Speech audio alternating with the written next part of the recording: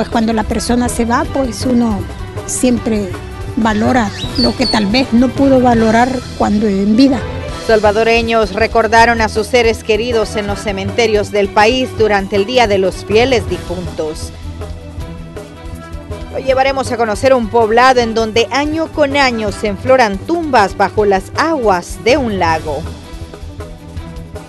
Cuando se dirigía a enflorar a su madre, un sargento de la PNC fue asesinado en La Unión.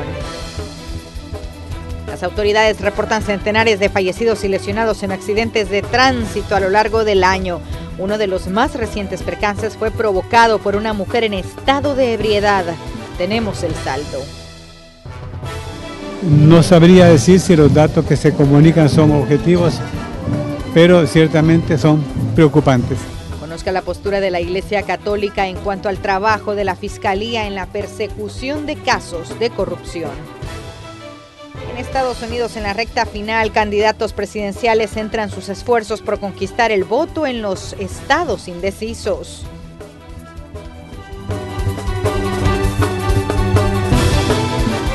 Buenas noches, ¿qué tal? ¿Cómo están? Soy Roxana Webb y estas son las noticias. Como ya es tradición, hoy, 2 de noviembre, centenares de familias salvadoreñas visitaron los Campos Santos para recordar a sus seres queridos que ya partieron. Este fue el ambiente en el Parque Memorial Jardines del Recuerdo, donde uno de nuestros equipos conoció algunas historias. Pechito, narizón, colocho. Y le gusta mucho ir al billar. Laura Navarro es una mujer de 97 años de edad que, pese a necesitar ayuda para caminar, llegó junto a su familia al cementerio Jardines del Recuerdo para recordar a su hijo Carlos Alberto, quien murió hace 4 años y al que recuerda constantemente. Él me decía que era para el billar. Y la muerte de él fue de repente. Porque no estuvo en cama ni nada. Sí, siempre los recordamos. Todos los días.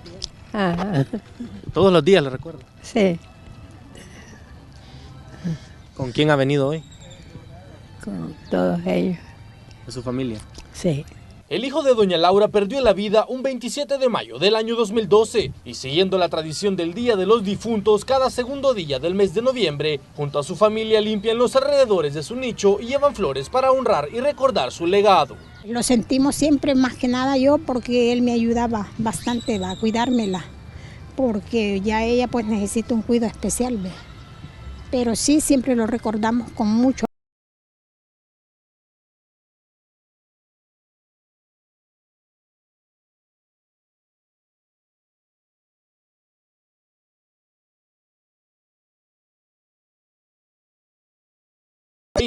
Llenando de flores, cadenas, papeles y muchos colores a quienes en su vida fueron sus seres más apreciados. Con imágenes de Ever Ábalos, este es un reporte de Néstor Hernández. Diversas y algunas más complejas que otras, así son las historias detrás de los miles de salvadoreños que conmemoraron el 2 de noviembre. Raquel Herrera nos cuenta. Ya me voy, papá, me dijo. Andate, y ahí es donde, como le digo, te traes la ropa y te traes todo porque ya no vas a ir. Y es doloroso, le digo, porque hubiera querido ser adivino.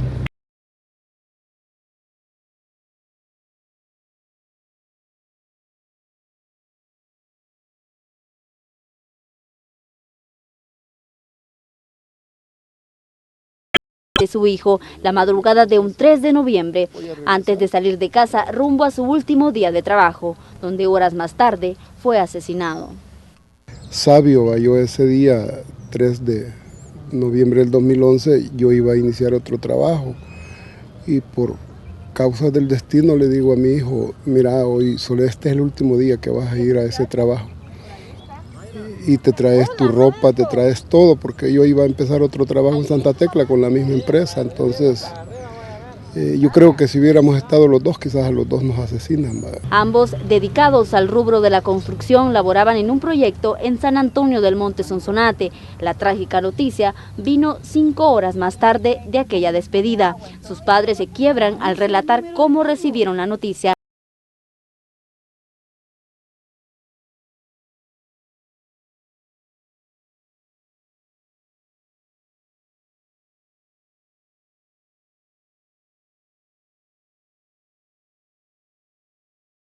Yo preguntaba y decía, díganme de dónde está, en qué hospital está, díganme dónde está, yo quiero ir. Y veía que toda mi familia callada.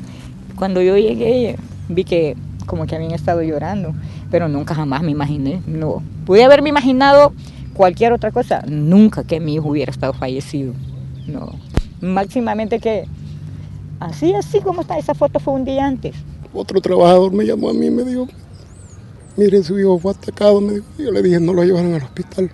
No, me dijo, sí, quedó fallecido. Es doloroso, le digo, porque en sus labores estaba terminando unas casas. 5 años pasaron desde ese día en que la vida les cambió a la familia Parada Jiménez. Melvin era hijo mayor de 2 que procreó esta pareja. A usted se le puede morir su mamá, su papá, un hermano, una hermana, pero como le dijera, lo pasa, lo digiere, pero lo de un hijo no, máximamente en circunstancias violentas, es bien difícil. Con este retrato que fue tomado horas antes de su muerte, la familia coloca ofrendas florales. Religiosamente, cada 2 de noviembre, un altar en memoria de su hijo asesinado por las pandillas. ¿Cómo está? Esa foto fue un día antes. No tenía vicios, no tomaba, tranquilo, alguien útil a la sociedad, pues, tranquilo, sin... Similar a esta familia, el Día de los Difuntos también lo conmemoran cientos de personas que perdieron a sus seres queridos en manos de grupos criminales. José Adalberto Parada dice que tras el asesinato de su hijo, cada vez se vuelve más difícil trabajar en zonas asediadas por las pandillas. Por el hecho de vivir en un lado contrario, dizque ellos, de ellos, va, y lo asesinan. Entonces bastante gente de mi edad han sido víctimas, no digamos los jóvenes, va. O sea, es bien fregado esto, está fregado ahorita todavía, pues porque eso existe.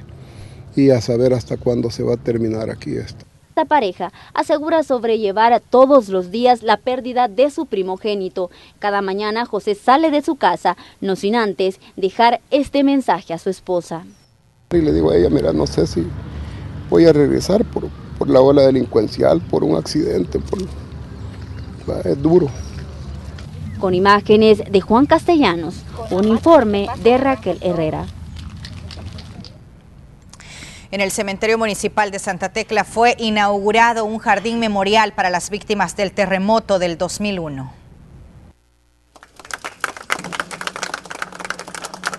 En el Jardín Memorial La Colina para las víctimas del terremoto del 13 de enero de 2001, la alcaldía de Santa Tecla invirtió cerca de $30,000. El alcalde explicó que es una forma de saldar los compromisos que se tienen con los familiares de las víctimas del terremoto.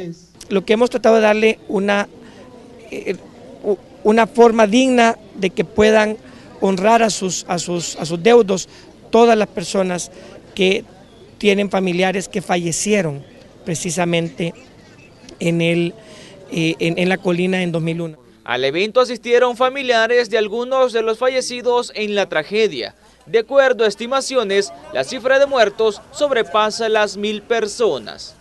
Rellenar estos vacíos de un ser querido es lo más difícil que puede haber en una familia. Lo que hoy el señor alcalde está haciendo es una deuda que nos debe, pero todavía con un complemento de mayor envergadura, entregarnos las tierras que son nuestras con legitimidad. El Jardín Memorial se encuentra ubicado en el cementerio municipal de Santa Tecla, inaugurado este 2 de noviembre, fecha en que se recuerda a los fieles difuntos. El lugar lució abarrotado por decenas de familias, por lo que los comerciantes no desaprovecharon la ocasión. Pues le estamos ofreciendo crucitas, ramitos, arreglos finos y cómodos. ¿Los precios cuáles son? Andan los arreglos más finos entre $10, $6, crucitas $2 y ramitos de $1. Al igual que este cementerio, lucieron varios camposantos en la fecha conmemorativa. Con imágenes de Israel Cortés, informó Raúl Hernández.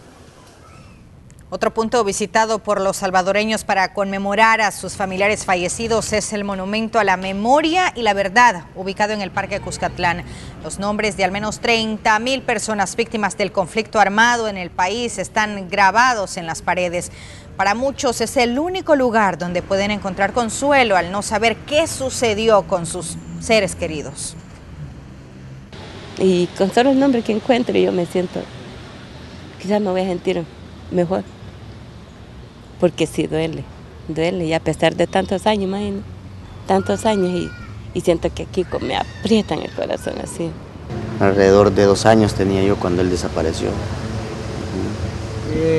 Pero veo que esto se ha convertido en una tradición familiar, por lo que puedo apreciar.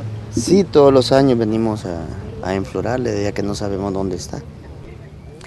Y desde temprano, gran variedad de flores fueron ofrecidas por comerciantes a la población.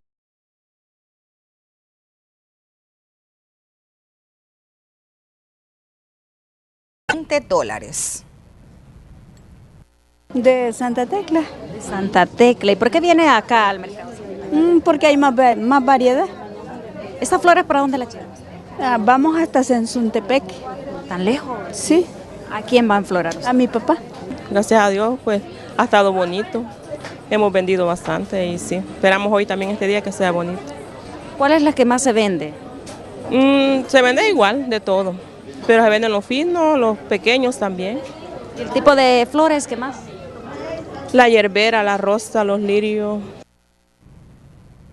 Algunos salvadoreños optan este 2 de noviembre por limpiar y pintar tumbas y así ganar más ingresos para sus hogares. Algunos padres de familia, por ser un día de asueto, incluso llevan a sus hijos. Por aquí, pintando. Bien. Bien. ¿En familia se vino? Sí, en familia. ¿Esa es una época propicia para ganarse unos dólares extras? Sí, claro que sí. ¿Durante la semana qué se dedica? Yo trabajo fábrica la semana. ¿Y opta por venir al...? Claro. Sí. Hay que venir. ¿Todos los años o es primera vez? Todos los años no fallamos. Pero mientras miles de familias enfloraban a sus seres queridos en los tradicionales cementerios, nuestro compañero Julio Guevara viajó hasta la zona norte del país para conocer un municipio donde algunos de sus habitantes enfloran tumbas cubiertas con las aguas de un lago. Veamos el reporte. José camina por una de las principales calles de Potonico en Chalatenango. Es día de los fieles difuntos y se dirige a buscar la tumba de sus familiares. Así es, a buscarla en un cementerio que se encuentra, escuche bien, bajo las aguas del lago Suchitlán.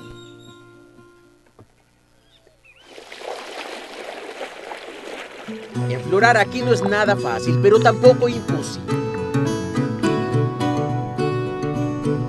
José literalmente tiene que nadar para encontrar la deteriorada cruz que le indica el lugar donde descansan los suyos.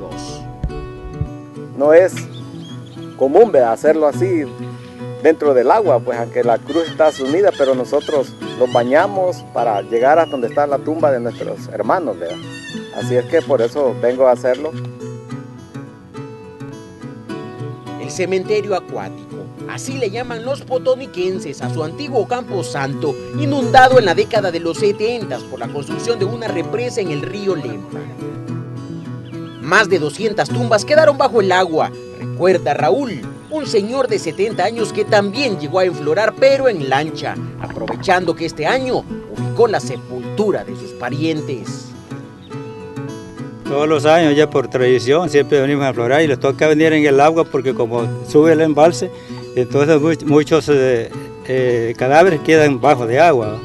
Y sí, nosotros le vamos a venir antes de que se cubran todos para ponerle su corona, ¿no? Muchos pensaron que este lugar sería olvidado, pero no fue así. Cerca de 20 familias mantienen la tradición de recordar a sus seres queridos, por complicado que sea. Ese es un trabajo más que nos cuesta a nosotros, andar buscando las tumbas, porque prácticamente como eran de madera, ¿verdad? Entonces tienen a podrirse, ¿verdad? Pero más o menos ya tenemos la ubicación ahí, bajo el agua, ¿verdad? Venir a buscarlos y lo venimos a hacer. Este año el nivel del agua bajó y dejó al descubierto tumbas que las nuevas generaciones no conocían. La mayoría deterioradas, aún así algunas se mantienen firmes, recordando el nombre de sus difuntos. Así como algunas personas van al cementerio que está autorizado ahora, ellos también vienen acá y hacen este tipo de tradición y qué bueno, ¿verdad? De no perderla y no olvidar que sus seres queridos han quedado acá y han venido durante año tras año, han venido sin importar las circunstancias a enflorar. Un cementerio que se niega a desaparecer por un pequeño grupo de personas que mantiene vivo el recuerdo de sus familiares, que décadas atrás fueron sepultados en este lugar, ahora cubierto por las aguas del lago Suchitlán, o como otros dicen, por el embalse del Cerrón Grande. Con imágenes de Alfredo López, Julio Guevara, Noticiero Hechos.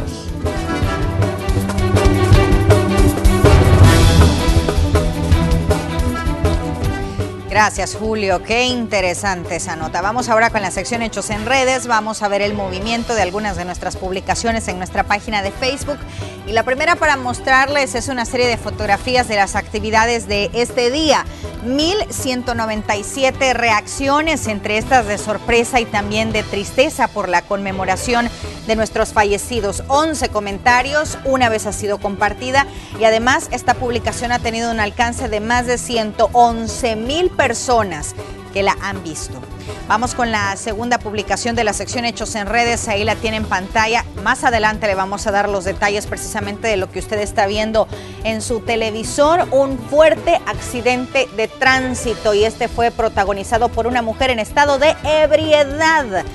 525 reacciones entre enojo y sorpresa, 16 comentarios, 29 veces compartida y además un alcance de 86,836 personas que vieron esta publicación. Y la tercera para mostrarles de la sección Hechos en Redes es también una nota relacionada con este día de conmemoración, 460 emociones entre me encanta y también tristeza, 4 comentarios, una vez compartida y además un alcance de 59,627 personas que la vieron. Si usted quiere estar actualizado con las noticias nacionales o internacionales más importantes, el entretenimiento, el deporte, datos curiosos, nos puede buscar a través de nuestras diferentes redes sociales. Las tiene ahí en pantalla. Estamos en Twitter, en Facebook y también en Instagram como Noticiero Hechos. En minutos, violencia cobra la vida de un sargento. Y otros municipios.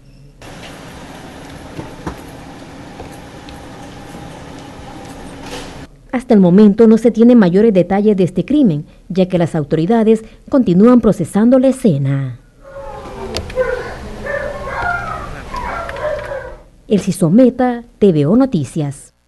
Y las autoridades informaron sobre el asesinato de un soldado identificado como Carlos Fernando Arévalo, de 19 años, quien fue privado de libertad el martes en la residencial Villa Madrid de Lourdes Colón. Se presume que el militar tenía pocos días de haberse mudado a ese sector. 2 presuntos pandilleros muertos fue el resultado de un enfrentamiento con agentes de la Policía Nacional Civil. La Policía Nacional Civil intervino cuando presuntos miembros de pandillas amenazaban a comerciantes. En el lugar se generó un enfrentamiento que dejó como saldo 2 presuntos miembros de pandillas fallecidos. El primero es Nelson Alexander Cruz Chávez, de 19 años. Y el otro también es otro pandillero, que el alias es Requesón. El hecho se registró sobre el kilómetro 14 de la carretera Troncal del Norte. Autoridades afirman que se trató de un intento de robo. Ellos intentaron robarse unos carros que pertenecen a este autolot, que tampoco se sabe cuál es el nombre de la empresa. Y al momento pues la PNC vino y ahí fue el enfrentamiento. Según la PNC, hechos como este son poco frecuentes en la zona.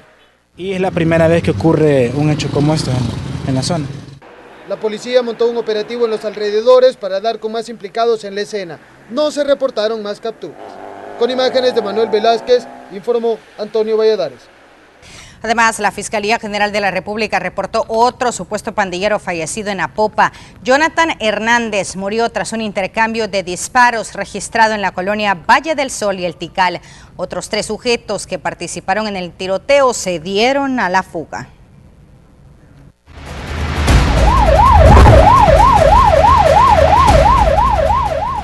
Y el más buscado de este miércoles es Luis Alberto Castillo Aguirre, alias El Chacalín, acusado de homicidio agravado y agrupaciones ilícitas. Si usted posee información, comuníquese con las autoridades. En más temas, las autoridades del Seguro Social se pusieron en alerta debido a que algunos insumos médicos de la institución aparecieron al aire libre sobre la carretera a Los Chorros.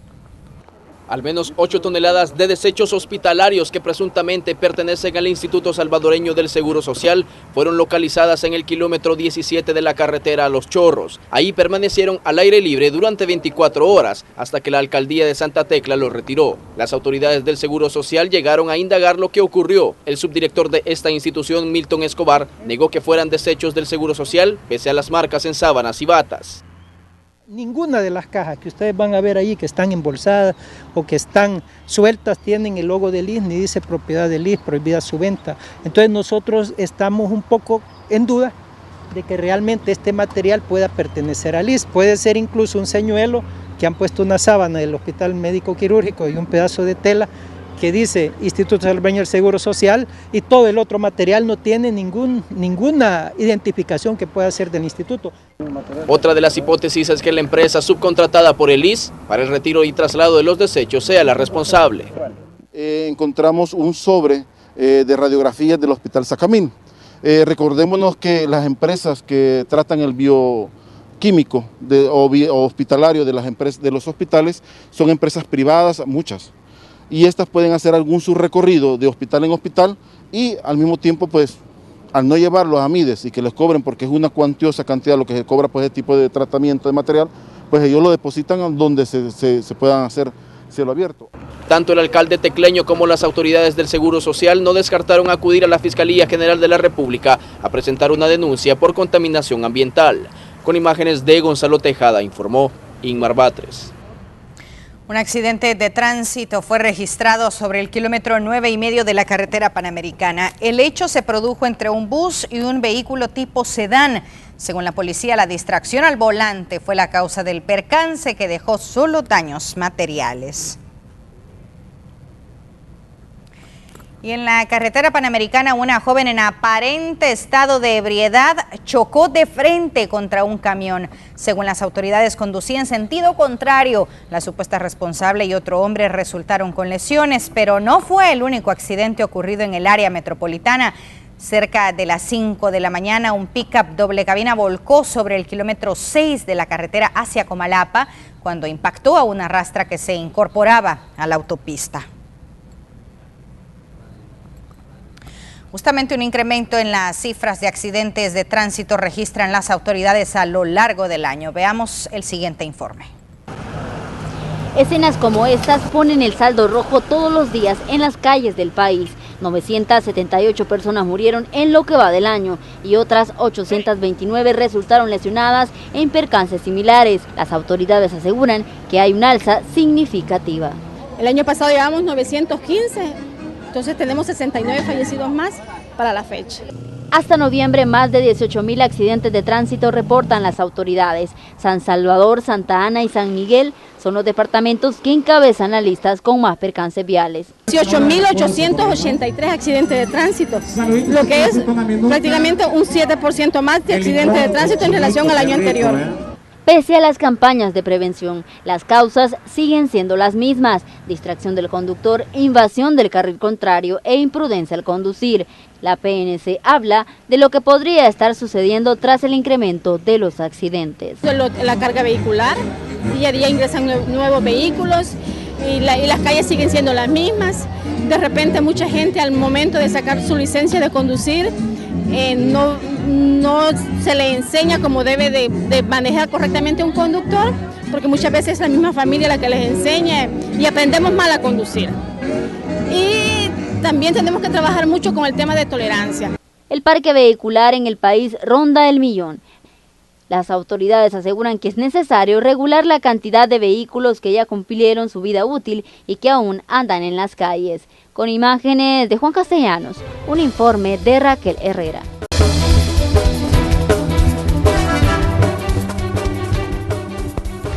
Referente al caso del expresidente Antonio Osaka y 6 implicados más en el caso de corrupción, este jueves 3 de noviembre se realizará la audiencia inicial.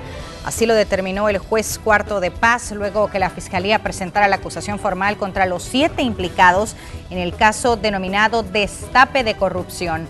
El expresidente Osaka, su ex secretario privado Elmer Charlé, Francisco Rodríguez Arteaga y Pablo Gómez fueron acusados ante el juzgado por peculado, lavado de dinero y agrupaciones ilícitas. Mientras tanto, Jorge Alberto Herrera Castellanos enfrentará a los delitos de peculado y agrupaciones ilícitas. A César Daniel Funes y a Julio Humberto Rank se les atribuyen casos especiales de lavado de dinero y agrupaciones ilícitas. Por cierto, la Iglesia Católica reaccionó a las investigaciones que lleva la Fiscalía en posibles casos de corrupción. El más reciente, el del expresidente Elías Antonio Osaka. La Iglesia Católica se mantiene a la expectativa del trabajo que hace la Fiscalía en el combate a posibles casos de corrupción. Y el tema de la semana es la acusación en contra del expresidente Elías Antonio Osaka y otros 6 detenidos. El obispo auxiliar dio su valoración de lo que ocurre con las últimas investigaciones, que personas que años atrás estaban al frente de la nación, ahora están frente a los tribunales. Hay un cáncer, ciertamente, en el cuerpo social, un cáncer en la cabeza, en el cerebro, diría yo, hasta dónde llega. Esto es lo que todavía no podemos afirmar con certeza, pero hay una enfermedad y duele mucho ver así al país. Sobre la captura del exmandatario en la boda de su hijo, el religioso tiene cuestionamientos del proceder de la Fiscalía y la policía. Hay que ver cuál es la intención, cuál es el efecto, porque la discreción como que es típica de este manejo normalmente. Aquí se combinan las cosas. No sabría decir si los datos que se comunican son objetivos, pero ciertamente son preocupantes. El Ministerio Público también tiene en la mira a la administración de Mauricio Funes por posiblemente continuar entregando dinero al expresidente de Arena. Ante estas afirmaciones de la Fiscalía, reaccionó el vicepresidente de la República. Sostiene que se deben demostrar las acusaciones. Mire, eso es algo que tendrá que probar el fiscal. No tiene sentido que nosotros estemos especulando sobre eso. Y si hay un cometimiento, porque así lo considera la Fiscalía, pues la Fiscalía tendrá que ver cómo estructura y construye un proceso. Tony Osaka gobernó bajo la bandera del partido Arena. Precisamente este partido político asegura estar en la disponibilidad de colaborar con las investigaciones. Sus dirigentes opinan con cautela. Lo que tenemos que hacer todos es confiar en la institucionalidad.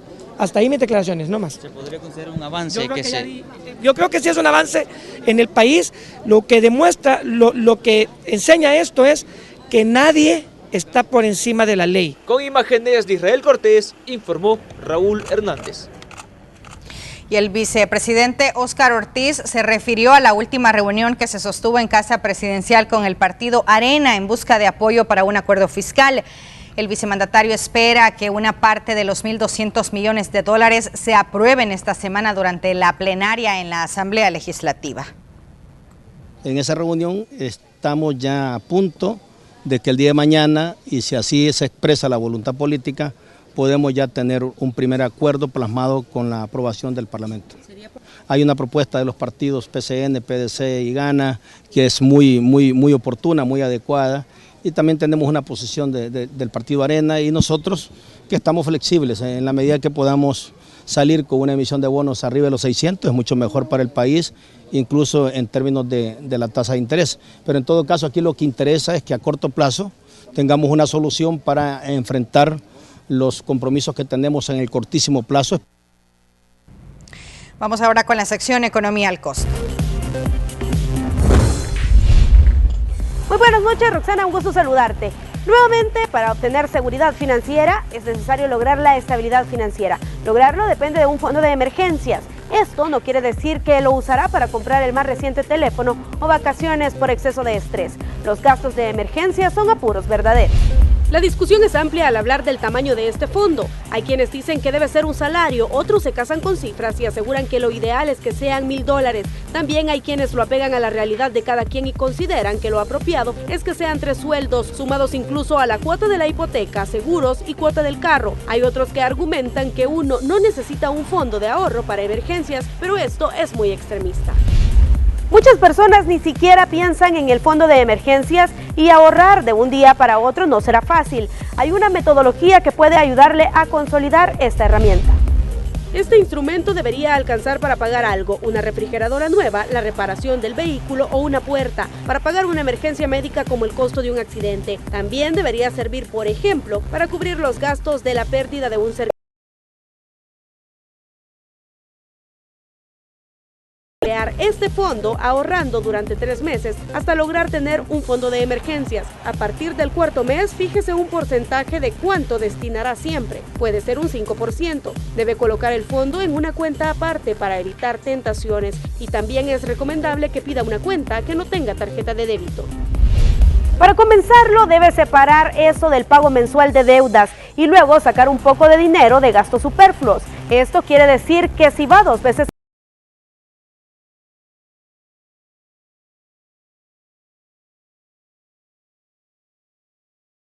de usted es el más indicado para saber con cuánto iniciará sin afectar sus finanzas. En resumen, crear este fondo le servirá como una fuente de ahorro primaria. Abrir la cuenta de ahorros facilitará las cosas. Comience depositando el 5% de su salario y disfrute de la primera fase de su seguridad financiera. Pero esto es solo el comienzo y usted más que nadie sabe que queda un largo camino por recorrer. Debe tener voluntad y el deseo de alcanzar la seguridad financiera que merece. Así finalizamos hoy. Regreso contigo. Gracias, Crisia, por la sección Economía al Costo.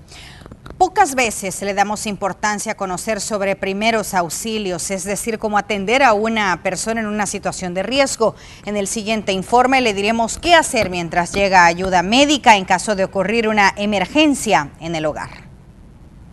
Los primeros auxilios consisten en la atención inmediata que se le da a una persona enferma o lesionada en el lugar del acontecimiento antes de ser trasladado a un centro asistencial. Los primeros auxilios son limitados a los conocimientos de la persona que lo aplica. De ahí nace la importancia de distinguir entre los mitos y las verdades a la hora de dar atención a una persona. Aplicar lo que es café listo, aplicar tierra, aplicar cabello de las personas en las heridas. Otras personas dicen agarrar una moneda y hacerle masaje en el hematoma. Estos son algunos de los mitos que al ser aplicados podríamos poner en una situación de riesgo a quien pretendemos ayudar. Según comandos de salvamentos, en el hogar las emergencias que más reportan son quemaduras, desmayos y hematomas. ¿Cuál es el procedimiento adecuado para atender emergencias en casa? Si una persona sufre una quemadura, podemos tomar en cuenta las siguientes recomendaciones. En el caso de las quemaduras de primer grado, pues nada más lo que tiene que hacer es aplicar agua, ¿verdad? Y aplicar alguna crema comercial, ¿verdad? En el caso de las quemaduras de primer grado. En el caso de quemaduras de segundo grado, porque ahí ya hay levantamiento de pápulas. Entonces nosotros lo que recomendamos es aplicar agua también, ¿verdad? Solo agua, no aplicar ninguna crema comercial en este caso. Los desmayos, que también se llaman síncope, pueden ser provocados por factores diferentes. Problemas cardíacos, diabetes, deshidratación, bajo nivel de azúcar en la sangre son algunos de los causantes. Si un miembro de su familia padece alguna de estas enfermedades, ¿qué podría hacer si sufre un desmayo? Verificar la respiración, ¿verdad? Colocando la mano en la frente y 2 dedos en el mentón, abriendo la vía aérea, pues, y poniendo nuestra mejilla, ¿verdad?, sobre la boca y nariz del paciente para verificar si está respirando y palpar el pulso en el cuello, ¿verdad? Aflojarle la ropa, las prendas que puedan apretarle y alertar al servicio de emergencias médicas. Los pequeños en el hogar suelen ser inquietos y curiosos. Sufrir caídas y golpes es algo común en niños de 1 a 12 años de edad. ¿Qué podemos hacer en una emergencia? Los niños, cuando sufren un golpe, un trauma en la cabeza, tienen tendencia al sueño, ¿verdad? Tienen tendencia al sueño. Entonces es importante mantener despierto a este menor, ¿verdad?, a este menor de edad, y controlarle sus signos vitales, su respiración, que el niño esté respirando, ¿verdad?, que tenga pulso, ¿verdad?, y es trasladarlo a un centro hospitalario, a una unidad de salud. Contar con un botiquín médico en el hogar es fundamental. Además, recordar que nunca sustituiremos a un médico calificado. Lo importante es saber qué hacer mientras llega la ayuda profesional. Con imágenes de Roberto Martínez, informó Antonio Valladares. Y la alcaldía capitalina colocó más de 300 luminarias LED en la comunidad Iberia en San Salvador. Además, el alcalde capitalino Nayib Bukele agregó que se cambiarán 80 lámparas que ya estaban instaladas en la zona. Estas acciones se enmarcan en la segunda fase del plan San Salvador Iluminado, el cual busca sustituir la red de alumbrado público por una más moderna. El proyecto abarca varias colonias de la capital. En minutos le contamos los motivos del allanamiento a la Casa de Gobierno de Guatemala. Qué suerte que llegó a tiempo. Es todo por nuestra parte. Que pasen una feliz noche. A continuación, Pizarrón Deportivo.